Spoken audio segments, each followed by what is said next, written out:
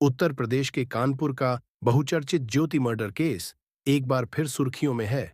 इस मामले में कत्ल के साजिशकर्ता पीयूष श्यामदासानी की प्रेमिका मनीषा मखीजा को इलाहाबाद हाई कोर्ट ने बरी कर दिया है। उस पर हत्या की साजिश रचने में सहभागी होने का आरोप था, लेकिन कोर्ट ने सबूतों के अभाव में उसे आरोप मुक्त कर दिया है। इसके साथ ही ज्योति के पति पीयूष सहित 5 दोषियों की उम्र कैद की सजा को बरकरार रखा गया है। 10 साल पहले हुए इस जघन्य हत्याकांड ने पूरे देश को झकोझर दिया था। किसी को भरोसा नहीं हो रहा था कि कोई पति इतनी निर्दयता के साथ अपनी पत्नी का कत्ल करा सकता है। शादी के बाद महज 20 महीने के अंदर आखिर उसके मन में पत्नी के लिए इतनी नफरत कैसे आई कि वो कातिलों से ये कहा कि जब वो उसकी पत्नी का कत्ल करेंगे तो वो उसकी चीख सुनना चाहता है। आइए ज्योति हत्याकांड खौफनाक कहानी को जानते हैं। रविवार 27 जुलाई 2014। उस दिन भी रोज की तरह कारोबार में मसरूफ था।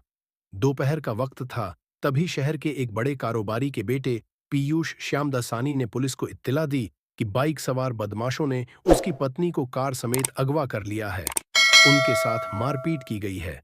बदमाशों ने इस वारदात को उस वक्त अंजाम दिया जब वो अपनी पत्नी ज्योति के साथ होंडा अकॉर्ड कार में सवार होकर कार्निवल नामक एक रेस्टोरेंट से घर लौट रहा था।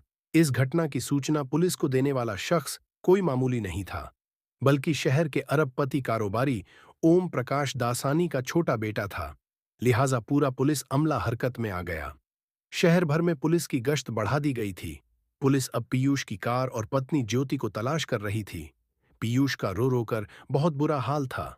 वो पांडुनगर में अपने बंगले पर आ चुका था। ज्योति के अगवा हो जाने की खबर पूरे शहर में आग की तरह फैल चुकी थी। दासानी परिवार के आवास पर उनके रिश्तेदार और कारोबारी जुटने लगे थे। पुलिस के तमाम आला अफसर भी मौके पर पहुंच चुके थे। कानपुर के आईजी, डीआईजी और एसएसपी पीयूष से घटना के बारे में विस्तार से जानने की कोशिश कर रहे थे। पीयूष ने बताया कि वो अपनी पत्नी के साथ होंडा अकॉर्ड कार से करीब 11:30 पर रेस्टोरेंट से निकले थे।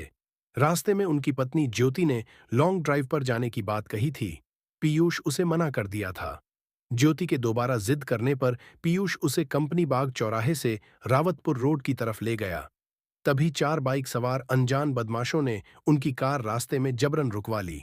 बदमाशों ने उनकी कार को चारों तरफ से घेर लिया। पीयूष को कार से जबरन बाहर खींचकर उसकी पिटाई कर दी।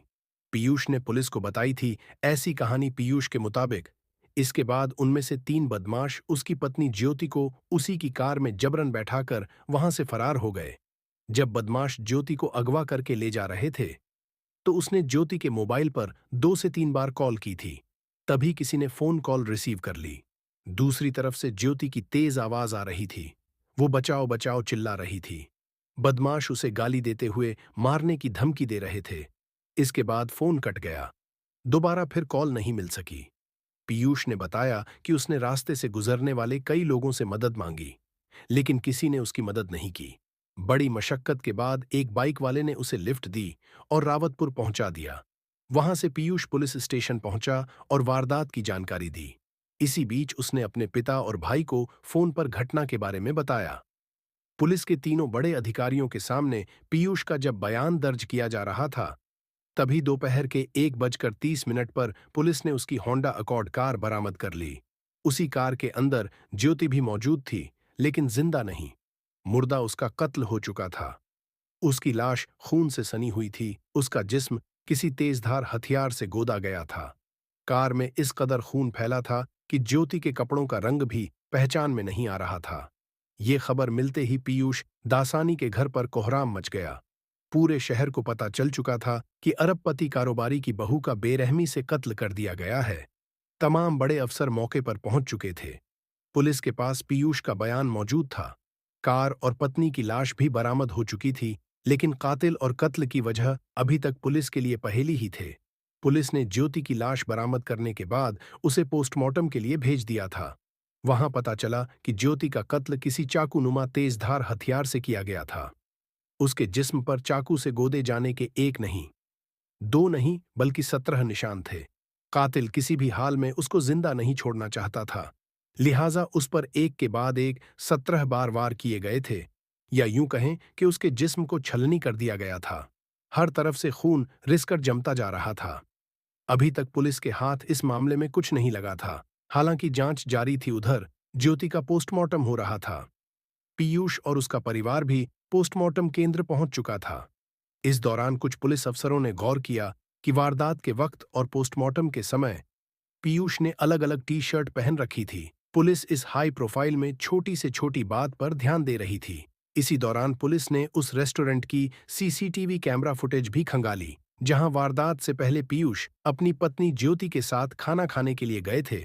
फुटेज देखने पर पुलिस को एक अजीब सी बात देखने को मिली। पुलिस ने पाया कि पीयूष और ज्योति वहां खाना तो साथ बैठकर खा रहे थे, लेकिन दोनों के बीच बिल्कुल भी बातचीत नहीं हो रही थी। इस दौरान पीयूष लगातार किसी से फोन पर बातें कर रहा था। असल में इस हाई प्रोफाइल मर्डर केस की जांच पर खुद आईजी जोन आशुतोष पांडे नजर रख रहे थे। उनके निर्देशन में कई टीमें इस मामले की जांच में जुटी थीं। तकनीकी सर्विलांस का इस्तेमाल भी किया जा रहा था। पुलिस ज्योति और पीयूष से जुड़े हर पहलू पर नजर रख रही थी। आगे की कहानी पार्ट 2 में, तब तक के लिए सब्सक्राइब कर लीजिए।